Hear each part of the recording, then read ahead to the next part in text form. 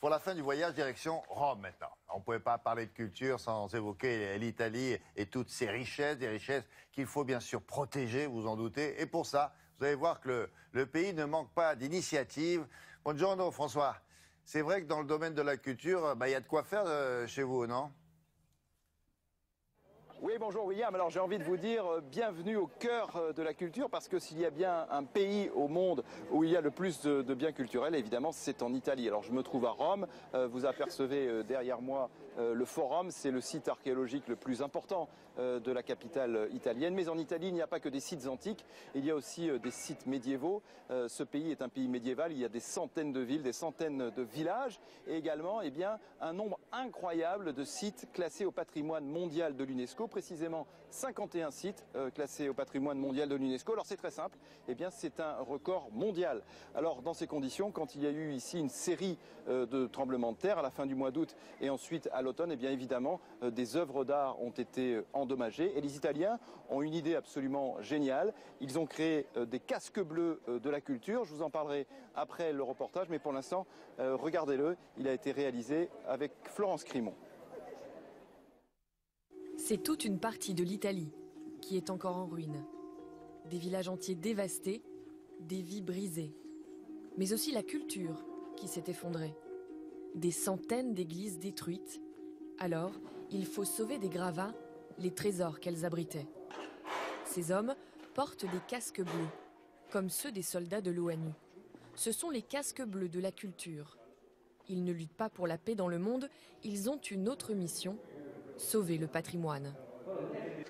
Avec un soin infini, comme des restaurateurs, ils tentent d'extraire les œuvres d'art qui ornaient les murs de cette église. Nous retrouvons des candélabres, des reliques, des sculptures, des statues. Nous avons déjà récupéré environ 5000 biens culturels ces dernières semaines.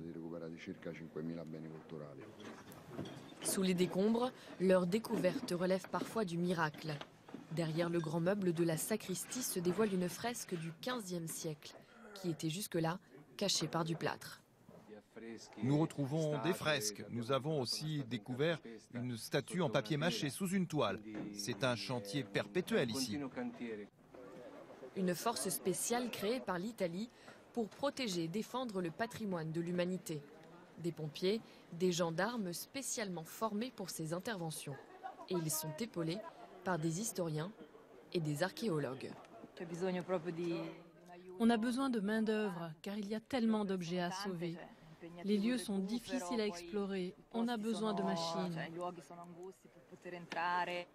Ces anges gardiens de la culture ont pour l'instant fait des prouesses uniquement en Italie.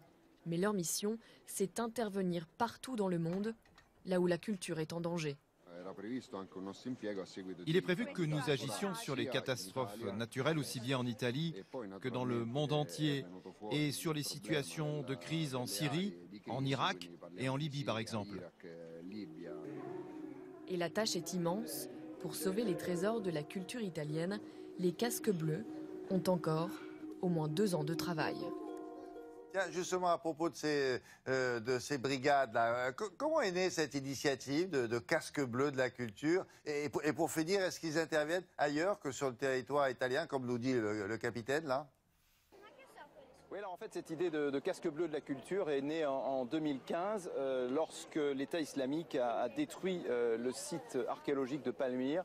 Et alors l'Italie et l'UNESCO se sont dit ensemble qu'il fallait agir et qu'il fallait donc créer une unité spéciale capable d'intervenir sur des sites comme celui-ci, donc à l'étranger pour l'Italie, mais également sur le sol italien. On vient de le voir dans le reportage. Alors depuis 2 ans, les casques bleus de la culture ne sont pas allés encore à Palmyre parce que la situation sur place est trop dangereuse. En revanche, ils sont intervenus en Irak et à la fin du mois de mars, devant le Conseil de sécurité de l'ONU, il a été décidé que la destruction de biens culturels serait dorénavant considérée dans certaines circonstances comme un crime de guerre. Alors cela montre quoi ? Cela montre que l'on considère que ces vestiges archéologiques sont presque aussi importants, on va dire, qu'une personne humaine, pas tout à fait, mais en tout cas que le passé a son importance et je trouve que ce symbole est très fort. Merci François.